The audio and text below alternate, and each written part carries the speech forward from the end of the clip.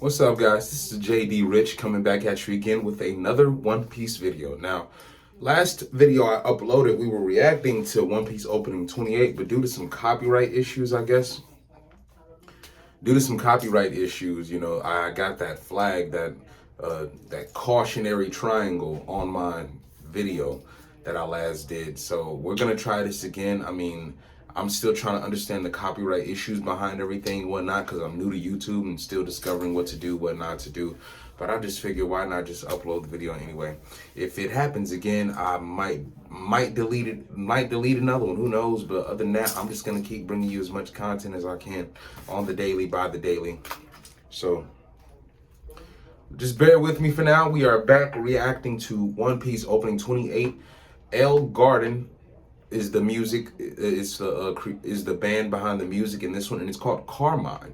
So I think they did a wonderful job scoring this music along with these scenes, because these scenes are not only what's going to up and happen, but if you're a manga reader, you already seen this, you're already past all this, but at the same time, it's going to be so exciting seeing it animated and brought to life, which is just going to set it off for all anime only watchers. Because, dude, yeah, I'm gonna spoil you. Most people have been spoiling you if you've been watching other reaction videos from other channels and whatnot.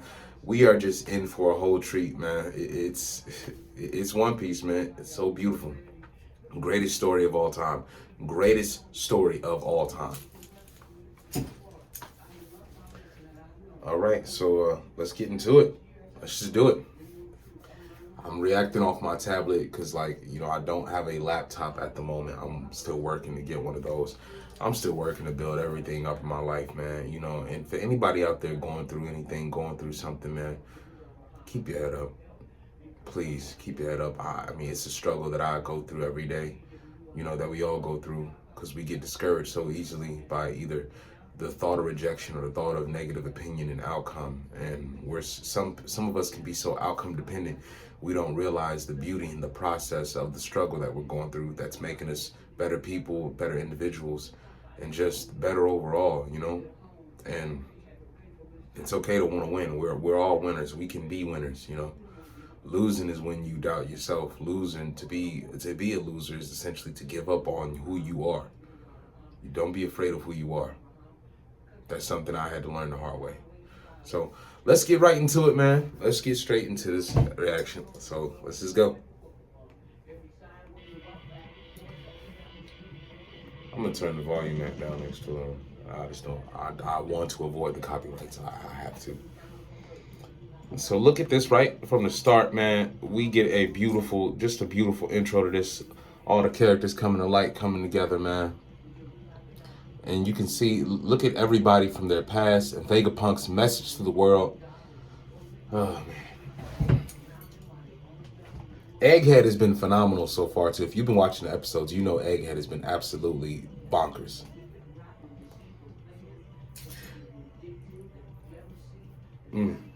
Got the giant, man.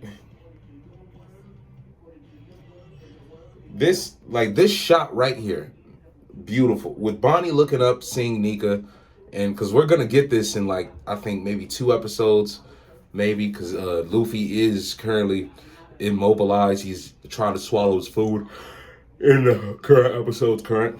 But look at this, man. You got Kuma. You got Kuma right behind him posing. You got Kuma right behind him flexing and posing, man. Justice for Kuma, man. This man has been done so dirty with everything he sacrificed, but he did it for his daughter. We understand that. That is the true essence of a parent's love, especially a father. But still, man, beautiful stuff. So we got the Sea Kings right here. Giants. Vegapunk and Hicks, folks. The Admirals. And then we got Emeth.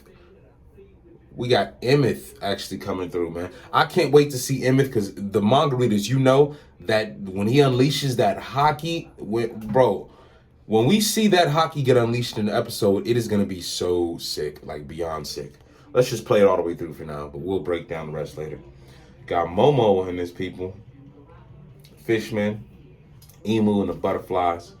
The history of Ohara. I personally think O'Hara is going to mean much more in the later episodes in the future. Those scholars, they're going to play such a significant role in everything else that we got coming forward to. Oh, got Shanks in the Blackbeard, Buggy. So, then you got, bro, right there, man. Let's just even go back farther than that. Let's see. Of course, we talked about Emmett. Got Momonosuke and his retainers.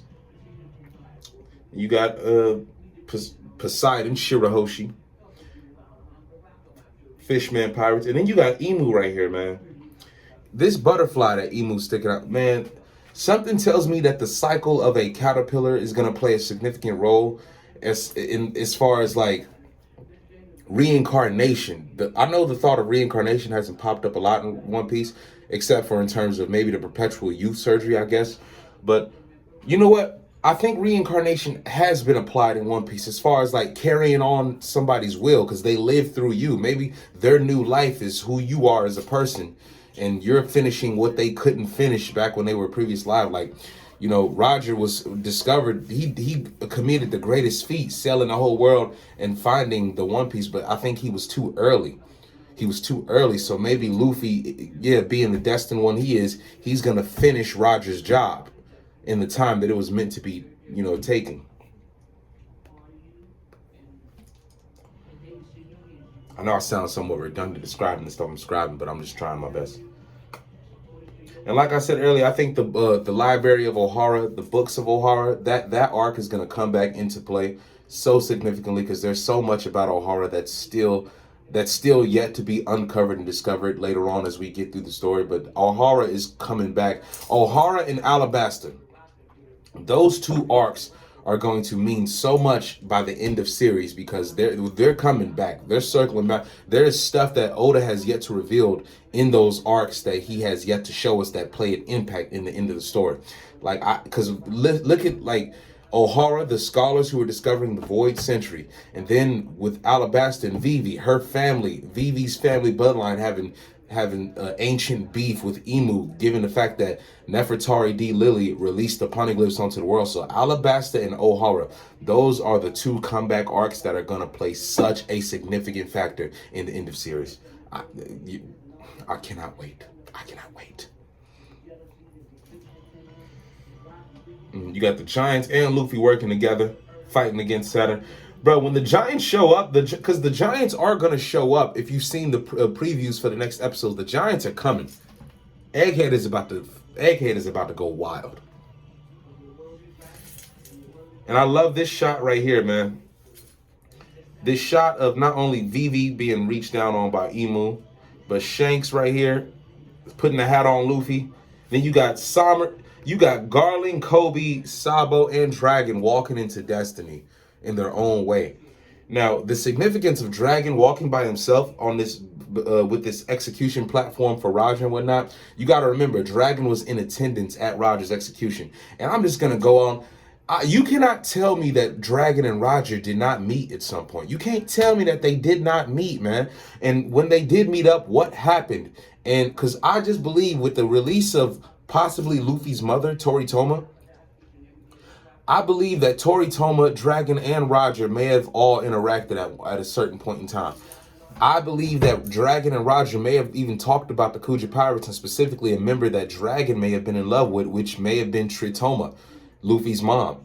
Speculated to be. I undoubtedly believe it's Luffy's mom. Oda does stuff like this where he will put out major reveals without the verbal confirmation from his mouth. But if you're a reader or a real reader, you understand that Oda confirms more so with context clues. Then he later issues out a verbal confirmation through the characters interacting with one another, giving out more information that we have yet to discover. Oh, look at that, man. I know I keep rewinding it, but just bear with me. See, walking in the destiny right there, that execution platform, man. Then you got the big three of the olden era. I know I'm doing this again, but I just gotta capture that. I gotta capture that.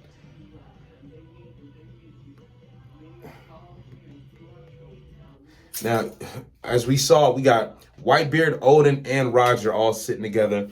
Then when you got a homage imagery of that with Ace, Sabo, and Luffy. Ace in disbelief, Sabo laughing in glee at Luffy's dream. This is like, God, this is so beautiful. It's so reminiscent because Ace carries on the will of Whitebeard, but he embodies Odin's character in this moment as far as looking at the dream that Luffy wants to accomplish, but he knows Luffy's gonna do it. Sabo, he's excited, just laughing like, man, of course that's typically you, Luffy. Only you would say something like that, you know?